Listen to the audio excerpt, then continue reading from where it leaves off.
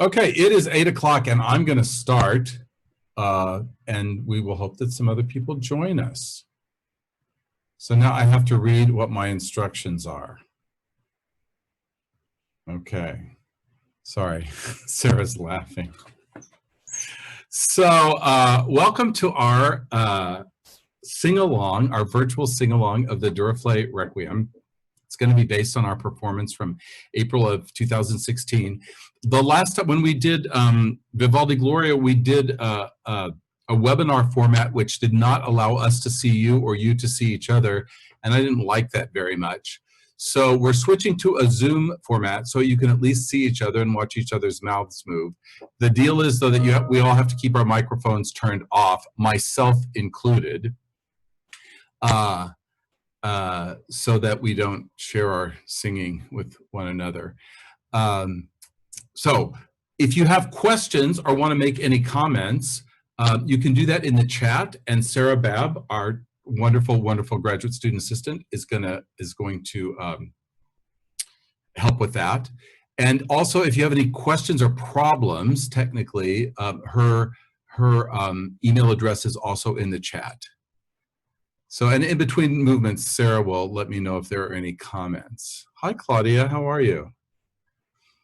So, before we start, I want to say a couple of thank yous and play a little something for you.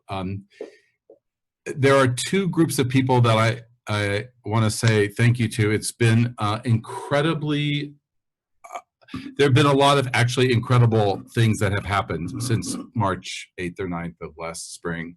And one of them is the number of people who have stepped forward to be supportive of the choral music program. So there are two groups of people. There are a group of people who contributed to a special fund to support the choral area during this challenging year. And then there are those who are members and have contributed to the MSU Choral Society. And as many of you know, we did a virtual fundraiser back in September that was great.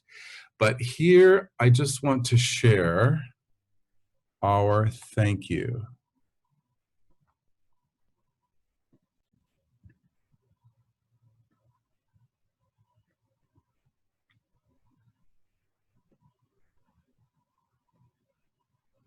Sarah, tell me if this is okay.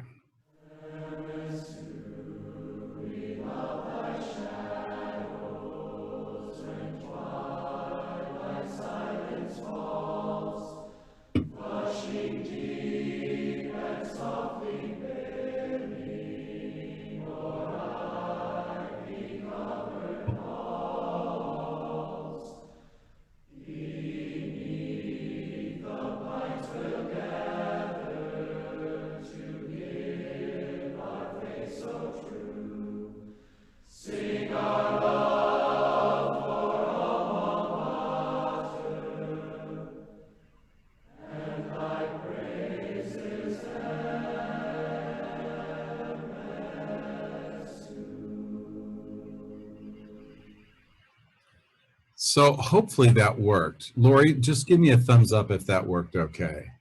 So you saw Against All Odds, which gives me the opportunity to plug this. Our choral concert for the fall is called Against All Odds, Choral Singing in a Pandemic. That video will premiere Sunday night. This coming Sunday night, November 22nd at 7 p.m. If you just go to the College of Music YouTube channel, you can get there from the homepage of the College of Music, you'll be able to view it. We have one choir this year, 15 singers led by a graduate conductor. You'll hear a number of performances, 4 of our graduate conductors leading them. Some of the performances were recorded in the Kellogg Center parking ramp, and some were recorded in Fairchild Auditorium in the seats. You'll get to see all the challenges and hear the challenges of that, but we want to invite you to tune in. As I said, Sunday night, 7 o'clock is the premiere, and you can also see it anytime after that.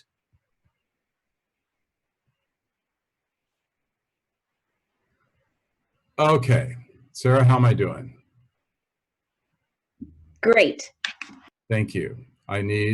Always need reinforcement. Okay, it was suggested that we might want to do a little vocalizing before we sing. So just from where you are. We won't make you stand, but you want to just stretch a little bit. Stretch.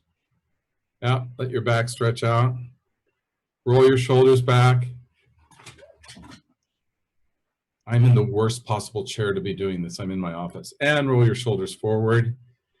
And touch your ears and release. And touch your ears again and release. And then just tilt your head forward a little bit. Great. Now, can you just hum? We're going to sing. You're going to sing with me, but your mics are off. And I guess mine has to be on. But here we go. And.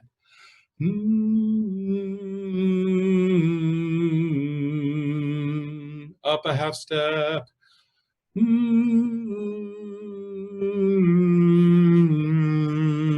Up a half step, just very, very loose. You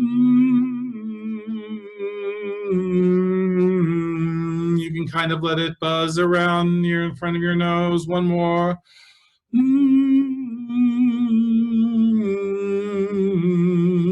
Awesome. Now we're going to do V. V, V, V, V, V, kind of in between a V and an F. Ready and go. V, V, V, V, V. Go up a half step. Ready and go. V, V, V, V, V. And up another half step. V, V, V, V, V. And the last one. V, V, V, V, V. Now, can we do V, V, V, V, V. We're going to smooth that out. And V, V, V, V, V. Up a half step. V, V, V, V, V. And we'll do one more. V, V, V, V, V. Awesome. You sound great. Actually, I have no idea what you sound like, but you look great. Can you just sing, ya, ya, ya, ya, ya, ya, ya, and ya, ya, ya, ya, ya, ya, ya, ya, ya, ya, ya, ya, ya, ya. Yeah, yeah, yeah, yeah, yeah, yeah, yeah.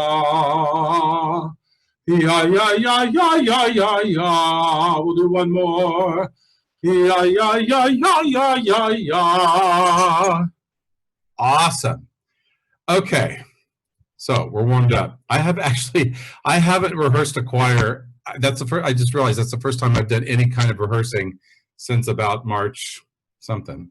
So here's how it's going to work. I'll say a few words about each movement, and then we'll sing along with our performance, and we'll do some little commentary in between, and maybe ask a few questions. So I'm not going to conduct tonight because that's more difficult. So you can either watch each other sing, or you can have the score up on your computer screen or on your monitor. So either way, get it open.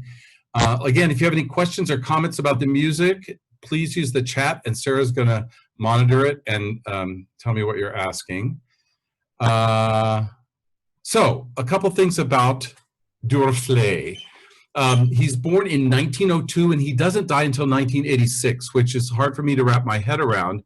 That means that when I was finishing my doctorate, I was in school at Iowa from 83 to 85, and in residence, that he was still alive, which I'm not sure it's hard for me to wrap my head around. He's a contemporary of Poulenc, probably the most important French composer of that generation. He's also a contemporary of Aaron Copland. So Durufle's born in 1902, Poulenc's born in 1899, Copland's born in 1900. Just as a way of comparison, Benjamin Britten isn't born until 1913. Durufle attends the choir school at Rouen Cathedral. Rouen is the largest city, I think, probably in Normandy, in northern France. Has many beautiful churches, but a really beautiful and very historic and musically important cathedral and cathedral choir school there. And so he was steeped in a tradition of singing Gregorian chant from the time he was a kid. He comes to Paris, and like every composer, he studies at the Conservatoire. He then serves at a bunch of churches. So he's the assistant to the organist composer Tournemire, if any of you are fans of French organ music, at the Church of Sainte Clotilde. He was the assistant then to Vierne, also another important French composer, organist, at Notre Dame. And in fact, he was next to, apparently Vierne died at the console in the middle of Mass at Notre Dame, and Durufle was actually standing there when Vierne died. And then finally, he, for the most of his adult life, he is the organist at Saint Etienne du Mont, which is a small but very beautiful and very important church historically up by the Pantheon. I happened to sort of stumble in there on our last trip to Paris. It's a beautiful, beautiful and very important church. Just to remind you again to mute your mic. So he writes very few choral works, unfortunately for those of us who are choral singers and choral conductors. You might know that he writes 4 motets on Gregorian themes. The most famous one is Ubi Caritas. Lots of church choirs sing that one. He writes a mass for unison male voices and organ. He writes a little setting of the Our Father, Notre Père, and then he writes the Requiem, but actually very little choral music. He's one of the great organists of his generation. He actually premiered Poulenc's organ concerto in 1939. He's also a very important teacher of French organists, and his most important pupil was the French organist Marie-Claire Alain, who then became the most important organist and organ teacher of her generation. So here's something I did not know about the piece.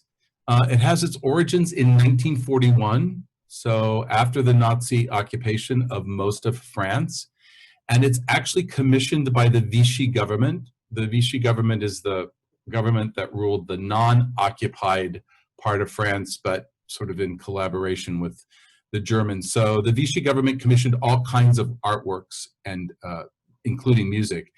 He received the commission in 41. He doesn't finish it until 1947, and by that time, France is reunited. And the interesting thing is that he's paid 3 times his original commission fee by the French government in 1947 compared to what he was promised. Durufle is an organist, and so you'll hear in this orchestration tonight that the organ is at the core of it. There are several different versions. You might have sung it with just organ, you might have sung it, this performance is organ, string orchestra, harp, optional trumpets, timpani, I don't think we even use those, or organ and full orchestra, but regardless, the organ is really the sort of the centerpiece of his orchestration. So, 3 influences that we might want to think about. One is that he's clearly influenced by Fauré and Fauré's setting of the Requiem. He's influenced in his choice of text and just the overall character and approach, although there are differences, but Fauré's Requiem clearly is in his mind. And then the second influence is Gregorian chant, which we talked about. So almost all of the thematic material comes from the Gregorian chant propers of the Requiem Mass. Chant was the foundation of his education at Rouen Cathedral, and this is the time when the Benedictine monks of Salem, throughout the late 19th century, early part of the 20th century, have gathered together all these medieval manuscripts of chant, and they've sorted them all out, and they actually devised their own system of notation based on medieval notation, but it's actually created by the monks of Salem. Looks like this, if any of you are old enough to be pre-Vatican II Catholics. And the performance practice that the monks of Salem believed, the way that they believed Gregorian chant should be performed was, well, we'll talk about that in a little bit, but basically a series of continuous eighth notes that grouped them, that flowed in groups of 2s and 3s. So you'll hear some of that. We'll talk about that. And then the third tradition is that all those French organists were great improvisers. And so there are many moments, I think, in this piece where you have the impression that Durufle, the organist, has a melody, often a chant melody in one manual, and he's just improvising chords in the other. So that is my cue to do this. Okay, which is, and it's my cue to introduce the first movement. So the introit and the Kyrie fit together. Are we still okay, Sarah? Will you tell me will you just interrupt if I do something heinous? Absolutely. Okay, great, thank you. So the introit, eternal rest, the first word, requiem aeternam, eternal rest grant to them, Lord, and let perpetual light shine upon them. And you'll hear right off the bat this improvisatory-like character in the organ and the violas. It just sounds like a French organist sort of noodling or improvising. The chant appears very purely in the tenors and basses, and you'll hear these sort of undulating groups of 2 and 3. And in the score, if you look right after rehearsal 1, you'll see that there's a measure of 2/4, a measure of 9/8, then a measure of 2/4, then a measure of 3/4. And this is not like Stravinsky in Rite of Spring, who's doing a different kind of changing meter. The purpose of that is to actually show sort of distorted meter. The purpose of Durufle using those various meters is just to show that this is actually unmetered music. So he uses meter to create the illusion of unmetered music. And then if you look for something else that he does quite often, right after rehearsal 7, square 7, you'll see that the text Requiem aeternam returns, and the tune is actually in the first violin. So you'll hear the tune from the beginning that was sung by the tenors and basses in the violin 1, and the sopranos and tenors just sort of accompany the tune. And that's going to go right into the Kyrie. And again, here it starts in the bass, and then you'll hear the tenor, and you think that that line is probably the chant, and it is in fact derived from the chant. But if you look at rehearsal 11, in the right hand, you'll hear it in the right hand of the organ, and if we had trumpet, you would hear it there. That's where the actual chant appears. So he anticipates the chant in the voices, and then the chant itself appears at right after 11. So, having said that, let us all open our scores and sing the introit, and pray that this works. Sarah, you'll stop me if there's a problem.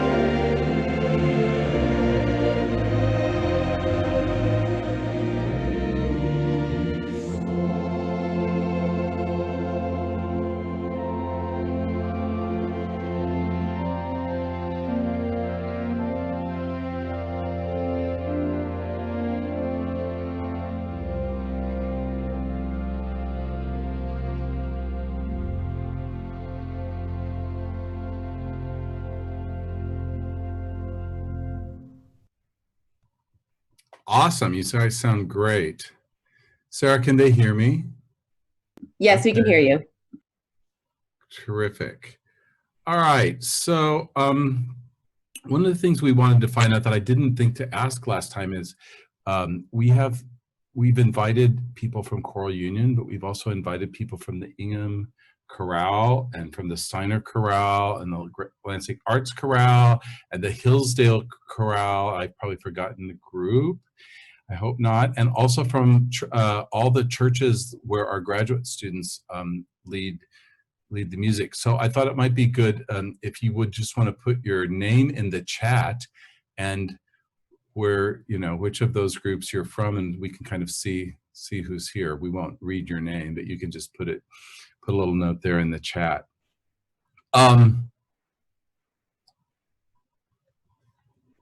The thing that is perhaps best known about the Foray and the Durufle Requiems is that they omit the Dies Irae, which would be the next thing. So if we were singing Verdi Requiem, the next movement after the Kyrie would be the big Dies Irae.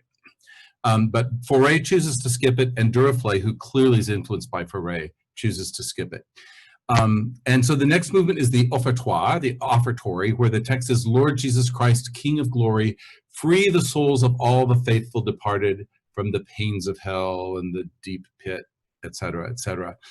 I guess the thing that I just want to mention about this, you've probably already noticed it, is how often in this piece Durufle writes for only one choral voice part with accompaniment. So at the opening of this movement, you'll see it's the altos who get the melody, and they sing for many, many, many measures. And to me, again, they're singing the chant, but it's also almost like a solo stop on a manual, the organ, and then the other stuff is just sort of accompaniment underneath it.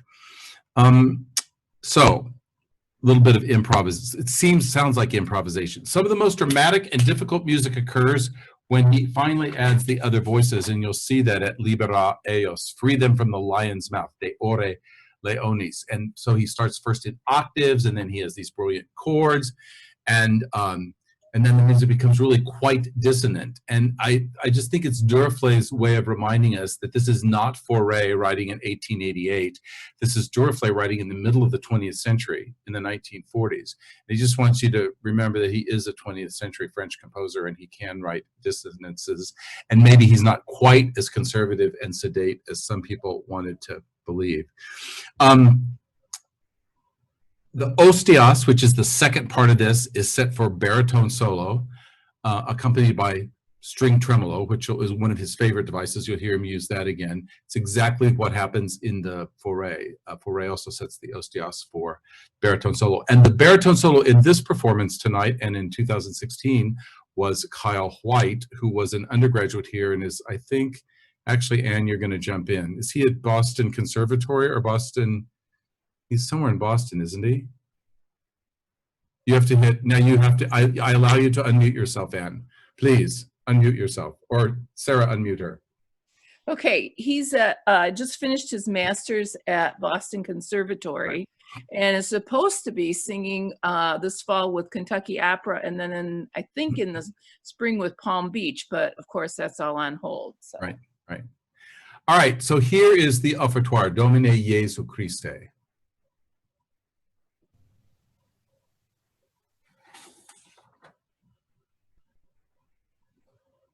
Or not.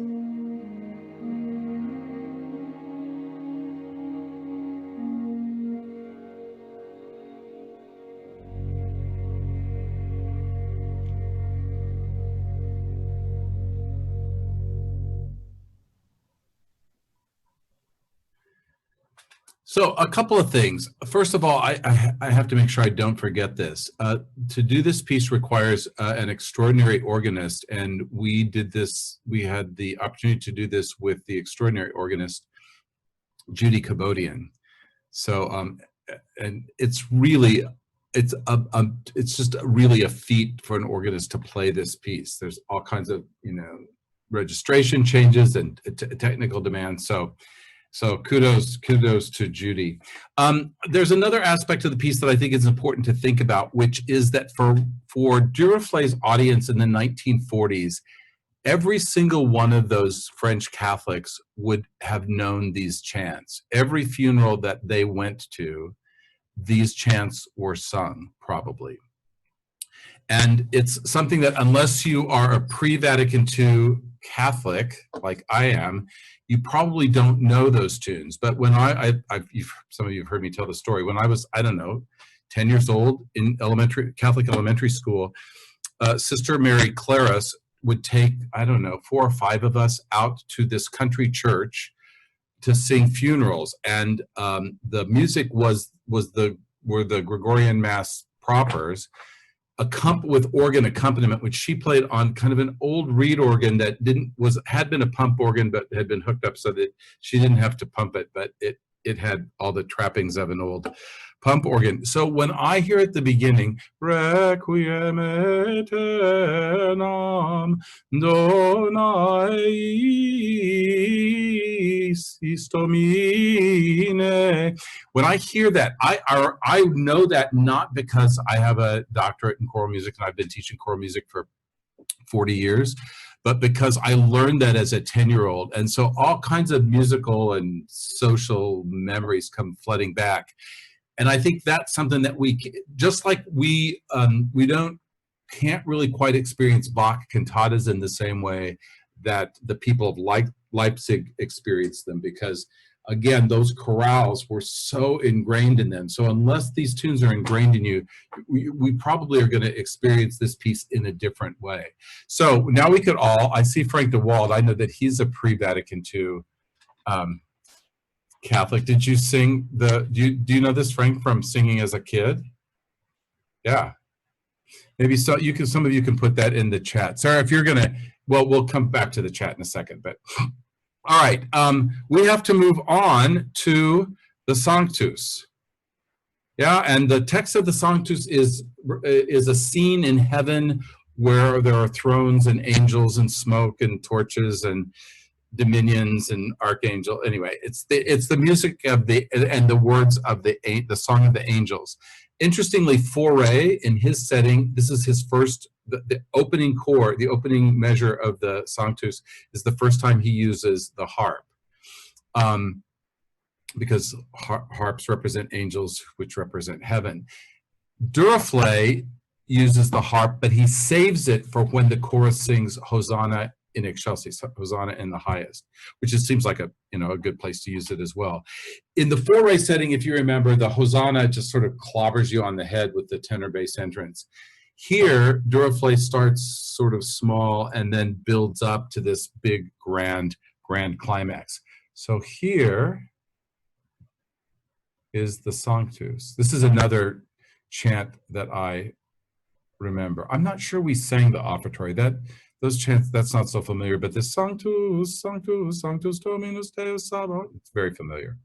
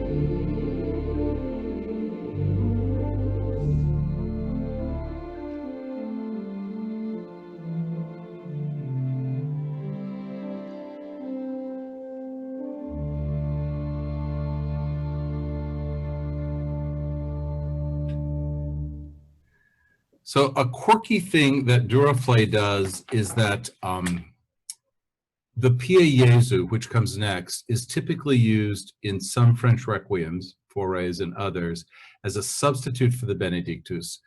But Durufle actually includes the text Benedictus qui venit, Hosanna in excelsis, and then adds the Pie Jesu.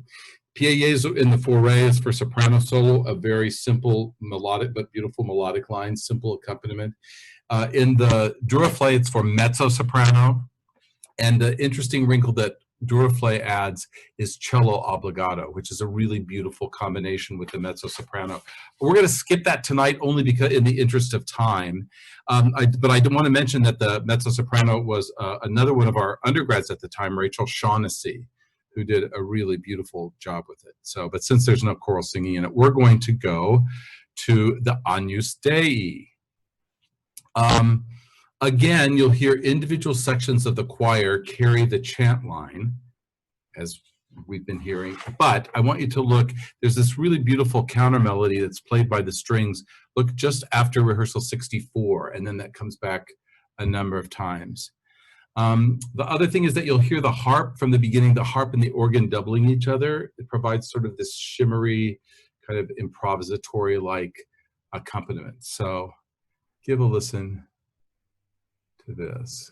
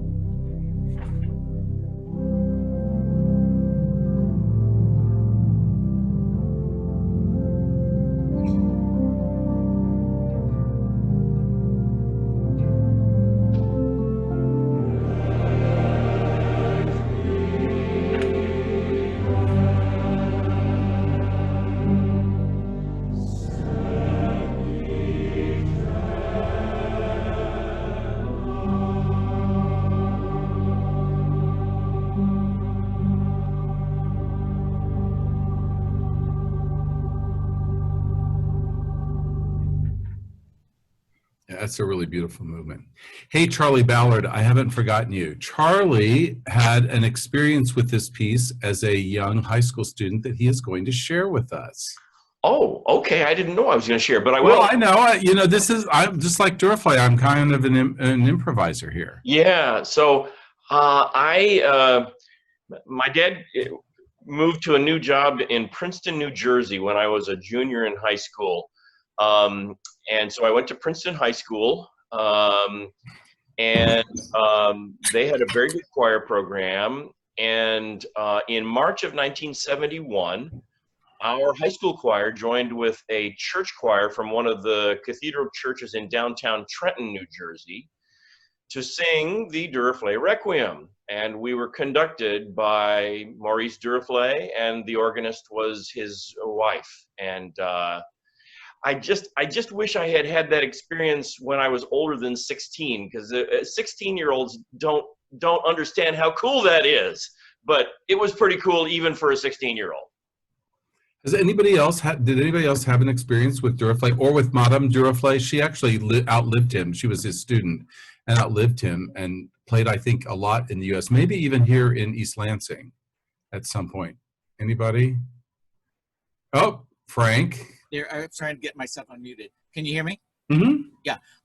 Yeah, he came and, well, he was scheduled to come and conduct it at a performance given, I think it was at First Pres in downtown Lansing. No, Central Methodist, I take that back, Central Methodist. But he got ill and was not able to come, but his wife did come. And she, I don't think she accompanied, I think she just attended and listened. And at a reception afterwards, I got a chance to meet her, and my wife Ingrid speaks fluent French.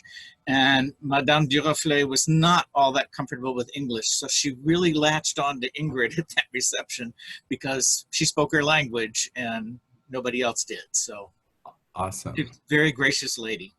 That's a great story. Cool. That was unplanned. I didn't know that Frank had that experience. Oh, I thought sure I told you, but never. Well, you might have, but Frank, I forget. So I just want to assure you, this is not like Budweiser or Schlitz malt liquor, or it's cucumber melon flavored sparkling water from Fresh Thyme. So I just don't want to, you know, spread any rumors. Okay, so let's do the Lux Eterna. Again, you're going to hear this really beautiful, beautiful melody in the opening measures of the organ, and then you'll hear it repeat several times throughout the piece. And again, it's Durufle recreating this supple, flowing idea of Gregorian chant with these groups of 2 and 3/8 notes that really goes back to this research that the Benedictine monks of this monastery in France called Solesmes developed. And you'll hear that same flowing style then when the voices enter. So here's Lux Eterna.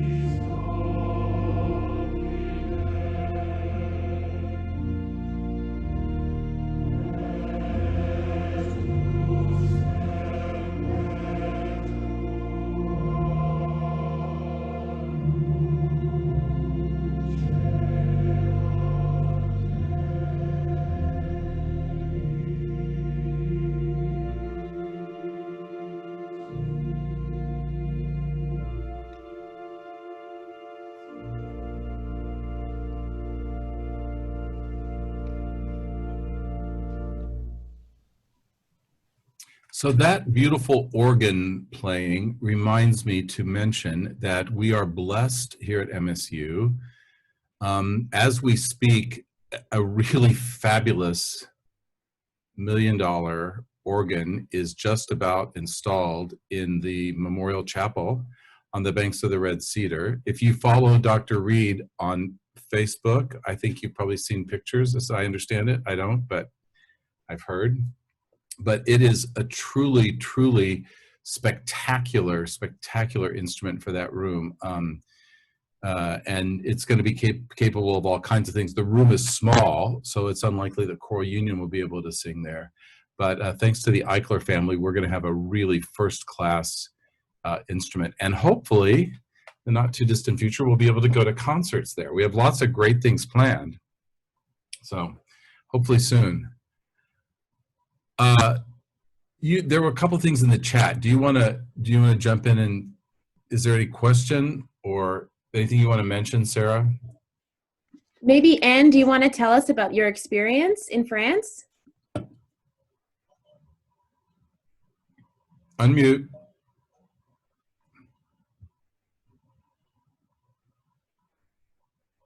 In 2005, St. Thomas Aquinas Choir did a tour of France, and Heidi McNaughton was on that. She's on this also. Anyway, we were touring around France, and one of our stops was at the Abbey of Salem, where we heard the monks of Salem, and then we also sang for them. So that was quite an experience. Yeah. Awesome. Yeah, it really is the Benedictines in general in France, but particularly the Benedictine monks of Salem, who sort of saved Gregorian chant and resurrected, and sort of they thought they were returning to its original state. There's scholars kind of argue about that these days, but yeah, they played a really important role. Okay, so Libera-me. Libera-me is the last formal element of the Requiem Mass. It's usually sung or said at the blessing of the body before its removal from the church and before the burial. So Verdi's Requiem ends with this text. Yeah. Fauré and Durufle do something different, but the basic text is, "Free me, Lord, from eternal death, on that terrible day when the heavens and the earth are moved, when you come to judge the earth by fire." So we reintroduce this idea of judgment. And Durufle writes, suitably dramatic music that's appropriate to the text. There's some influence of Fauré. Fauré begins with a baritone solo. Durufle, influenced by him, begins with the choral basses, singing alone. And then when the text shifts to being judged by fire, more and more voices come in. And then later on at Tremens factus sub ego, I'm trembling and afraid, you'll hear the baritone solo enter again. That's Kyle White again. So remember that Fauré and Durufle both omit the sequence Dies Irae. So that's the big judgment, last judgment stuff, the last trumpet. But the day of wrath, day of calamity, day of misery, and obviously Verdi Requiem is famous for the Verdi Requiem is famous for its setting. The Berlioz, that's a very famous setting of that text. But neither Fauré nor Durufle can completely ignore that text, because it comes back embedded in the Libera-me. So you'll recognize that moment when we get there in the text, the Dies Irae moment, because all of a sudden you'll hear again this very sort of screechy, dramatic tremolo in the springs. And again, you'll hear the choral basses begin, and then all the voices enter, and sort of all hell breaks loose. So let's give a listen to Libera-me.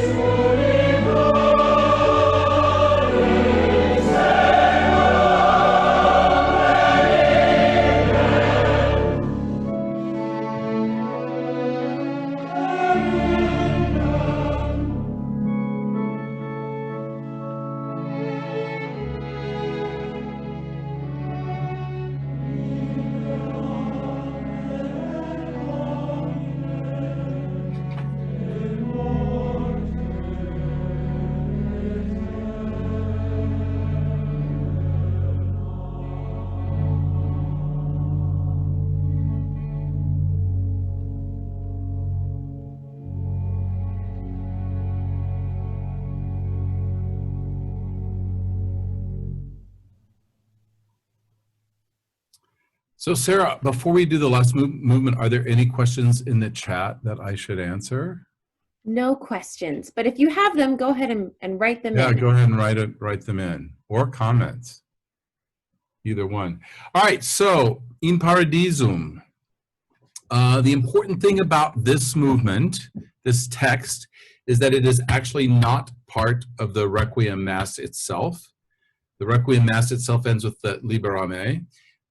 Rather, the In Paradisum was initially, and still in some situations today, it's designed for the time when the body is being carried from the church to the cemetery in the days when cemeteries were near churches. So, for example, I have a friend who's a Benedictine monk at St. John's Abbey in Collegeville, Minnesota, and the cemetery sits just on a little hill above the Abbey church. And when a monk dies, they have the mass in the Abbey church, and then they carry the body up the hill, this little hill, to the cemetery, singing In Paradisum. So it's really significant that Fauré adds it, because prior to Fauré, there are virtually no settings in all of Western European music. There are no choral settings of that text. So the fact that he decides to introduce it and have it conclude his requiem is really, really significant. So for a couple of things, if we end with Liberame, like the Verdi, we end with a feeling of judgment, yeah? But by adding In Paradisum, Fauré actually takes us beyond judgment to heaven. Durufle does as well, but Durufle is imitating Fauré. And the other really cool thing is that the last word in the prayer In Paradisum is Habeas Requiem. The first word that the chorus sings at the beginning of the introit is Requiem Aeternam. And so that allows Fauré and Durufle to begin and end their piece, their setting, with the word Requiem, eternal rest, which is sort of the whole theme. So it's a very, very, very, very cool thing. So again, you're going to hear some Gregorian chant. The sopranos have it at the beginning. And just remember that Durufle, growing up in Rouen and then in Paris, was steeped in this music. This was part of his, part of his DNA. So here's the last movement, In Paradisum.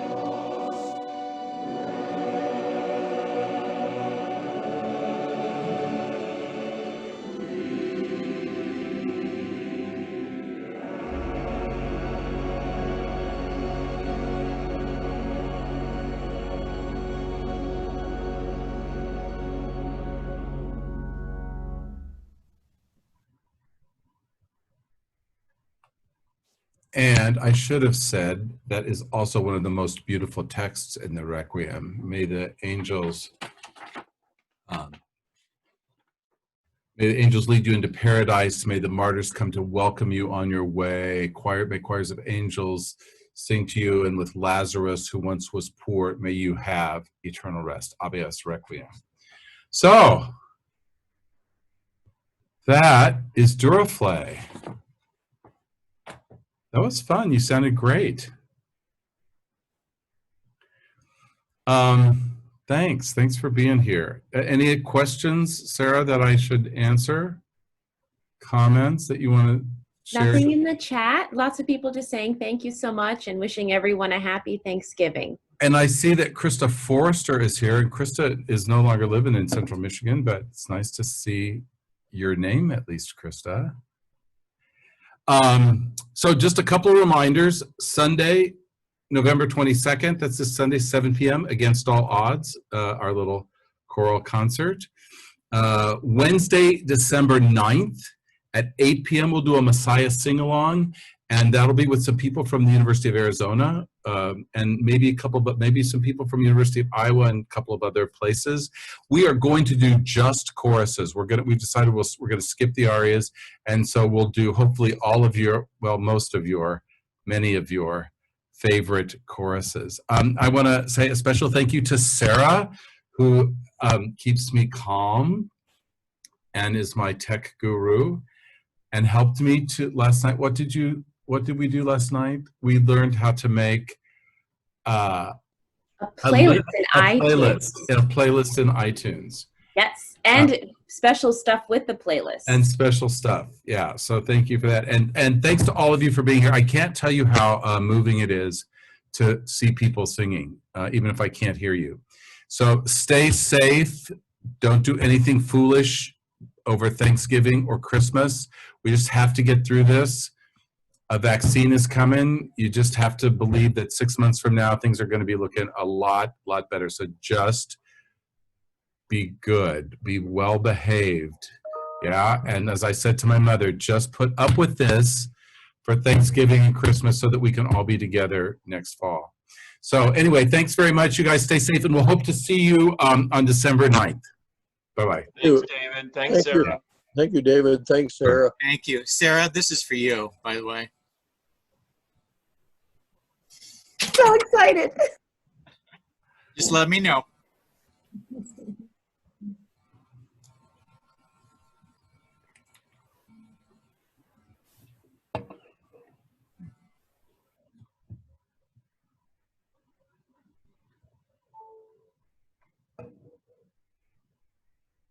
Hey, Joe, are you still on? Hey, Joe. I don't see Joe. Joe Gilson. Yeah, I know. He was here earlier. Yeah, he's there. Okay. Oh, there he is, right in the middle. Joe, Yeah. unmute yourself. You guys can talk. Yeah, hi, Joe. How you doing? You're muted.